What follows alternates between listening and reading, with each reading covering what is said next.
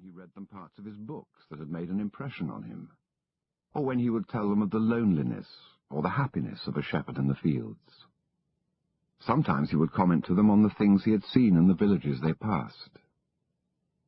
But for the past few days, he'd spoken to them only about one thing, the girl, the daughter of a merchant who lived in the village they would reach in about 4 days. He'd been to the village only once the year before. The merchant was the proprietor of a dry goods shop, and he always demanded that the sheep be sheared in his presence, so that he would not be cheated. A friend had told the boy about the shop, and he'd taken his sheep there. "I need to sell some wool," the boy told the merchant. The shop was busy, and the man asked the shepherd to wait until the afternoon, so the boy sat on the steps of the shop and took a book from his bag. "I didn't know shepherds knew how to read," said a girl's voice behind him.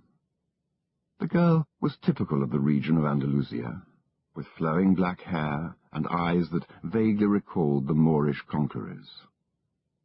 "Well, usually I learn more from my sheep than from books," he answered. During the 2 hours that they talked, she told him she was the merchant's daughter, and spoke of life in the village where each day was like all the others. The shepherd told her of the Andalusian countryside, and related the news from the other towns where he had stopped. It was a pleasant change from talking to his sheep. "How did you learn to read?" the girl asked at one point. "Like everybody learns," he said, "in school." "Well, if you know how to read, why are you just a shepherd?"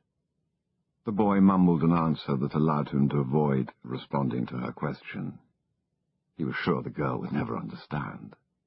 He went on telling stories about his travels, and her bright Moorish eyes went wide with fear and surprise.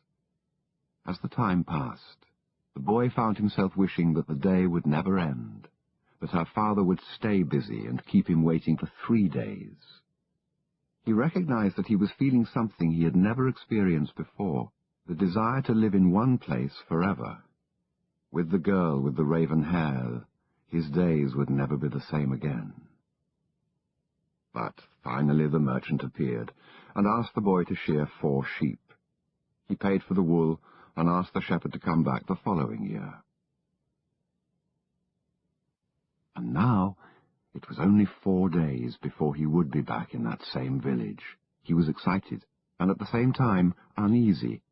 Maybe the girl had already forgotten him. Lots of shepherds passed through selling their wool. "It doesn't matter," he said to his sheep. "I know other girls in other places."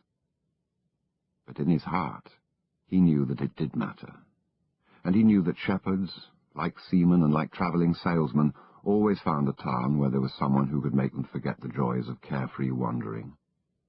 The day was dawning, and the shepherd urged his sheep in the direction of the sun. "They never have to make any decisions," he thought.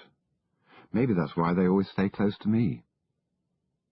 The only things that concerned the sheep were food and water. As long as the boy knew how to find the best pastures in Andalusia, they would be his friends. Yes, their days were all the same, with the seemingly endless hours between sunrise and dusk, and they'd never read a book in their young lives, and didn't understand when the boy told them about the sights of the cities. They were content with just food and water, and in exchange they generously gave of their wool, their company, and once in a while their meat. If I became a monster today and decided to kill them one by one, they would become aware only after most of the flock had been slaughtered, thought the boy. They trust me, and they've forgotten how to rely on their own instincts, because I lead them to nourishment. The boy was surprised at his thoughts.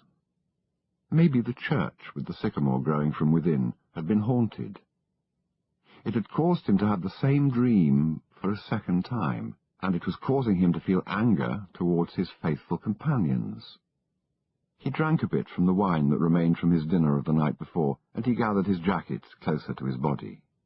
He knew that a few hours from now, with the sun at its zenith, the heat would be so great that he would not be able to lead his flock across the fields. It was the time of day when all of Spain slept during the summer. The heat lasted until nightfall, and all that time he had to carry his jacket.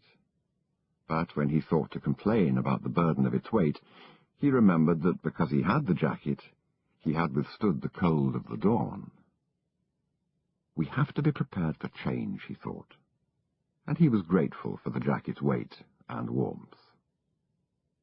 The jacket had a purpose, and so did the boy. His purpose in life was to travel, and after 2 years of walking the Andalusian terrain, he knew all the cities of the region. He was planning on this visit to explain to the girl how it was that a simple shepherd knew how to read, that he had attended a seminary until he was 16. His parents had wanted him to become a priest, and thereby a source of pride for a simple farm family. They had worked hard just to have food and water like the sheep. He had studied Latin, Spanish, and theology. But ever since he had been a child, he had wanted to know the world, and this was much more important to him than knowing God and learning about man's sins. One afternoon, on a visit to his family, he had summoned up the courage to tell his father that he didn't want to become a priest, that he wanted to travel.